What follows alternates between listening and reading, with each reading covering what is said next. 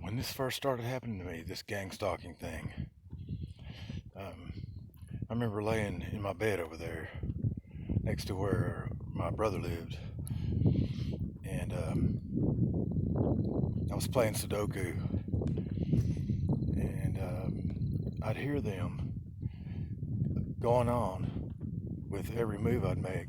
They'd talk about everything I was doing, but they didn't say, and I'm surprised, they didn't slip up and say anything about what I was thinking or planning on doing or anything about any future move or nothing like that. But they do that, and so I thought there were cameras in my room, of course, at the beginning, and I can't really describe that feeling except it's an intrusion like no other.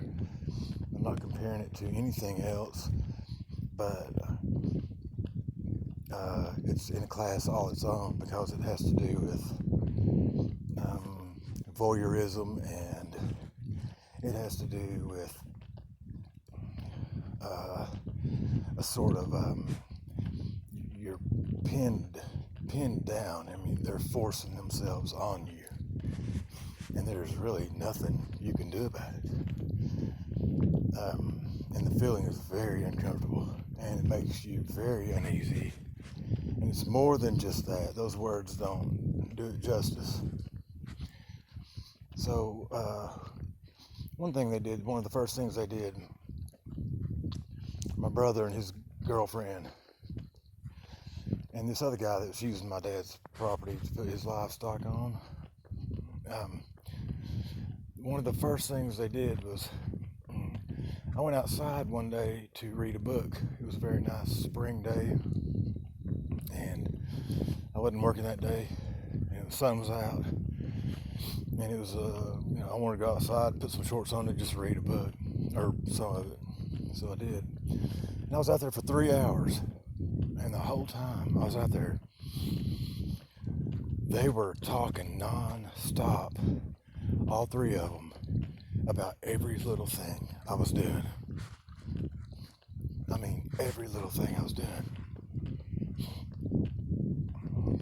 At one point, they were on my left and just slightly behind me, but the sun was out and it was bright, and I had closed my right eye while I was reading, and they started talking about that. They were going on about me having closed my right eye, and there was no way they could have seen me. Now, I did stop for a minute there, and I thought, well,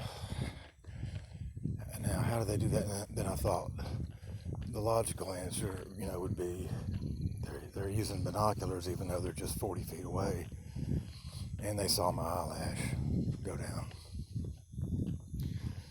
But that was really the first time I remember them doing something where a camera couldn't possibly be involved. I mean, as far as, I just knew there wasn't a camera outside pointing at me. There couldn't be. It hadn't gone that far, or so I thought. And it was 3 hours or more, maybe 3.5, something like that. But for the first time, my first experience in gang stalking, this is 3.5 years ago, or 3 years ago, a little over 3. For my first experience being gang stalked, 3 hours of this non-stop, and all they were doing was belittling me, trying to degrade me, just making fun of every little thing I was doing. I was just sitting there reading a book, and they sounded like, second graders the whole time. 3.5 hours of that was, they were just relentless.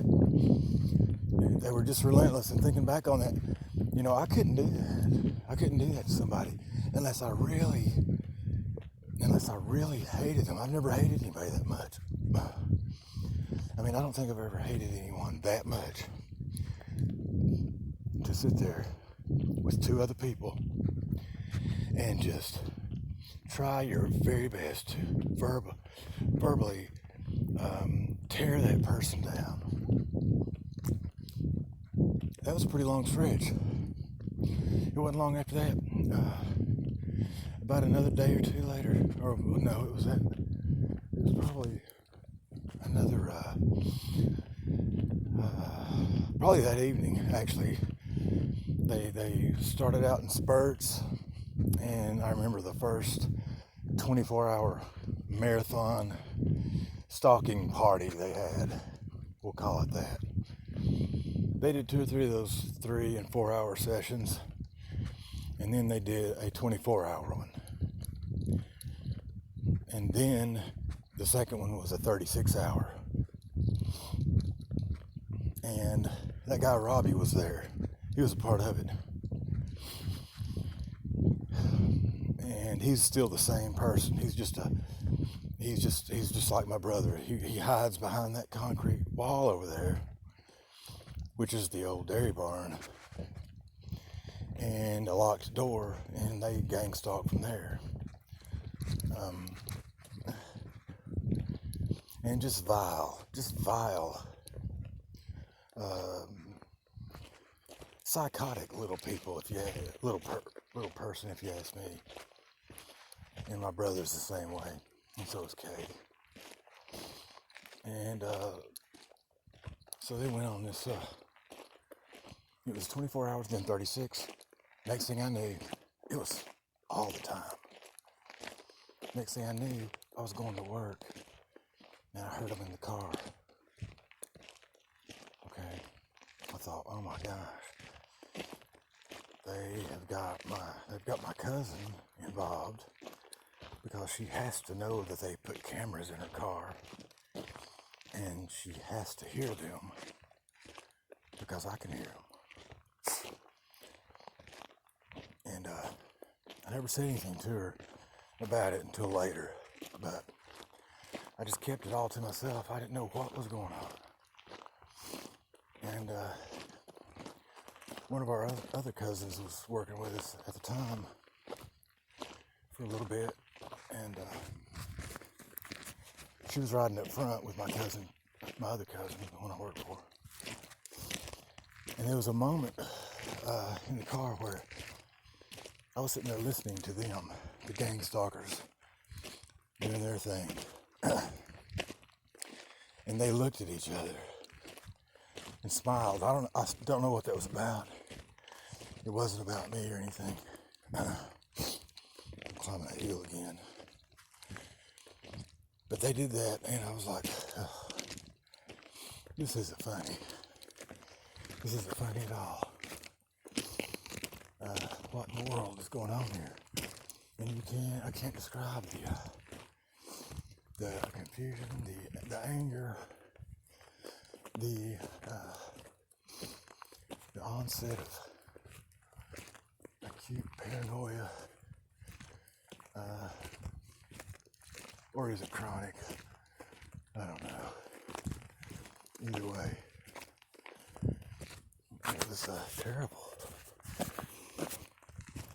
And when I got to work,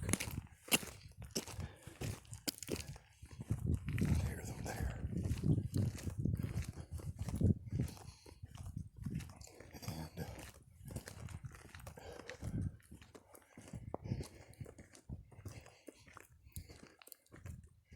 I was remodeling houses at the time. And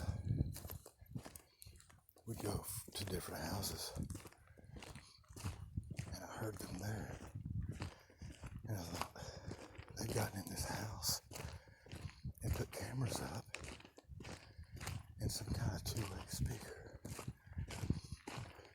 in this house, and the only person that could have let them do that would have been my boss or the owner, and it was the owner.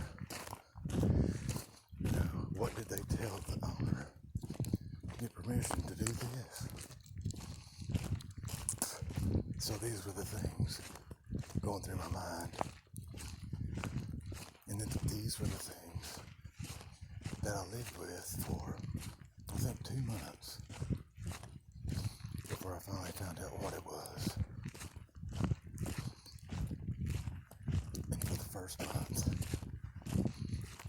lived in a sort of stunned silence.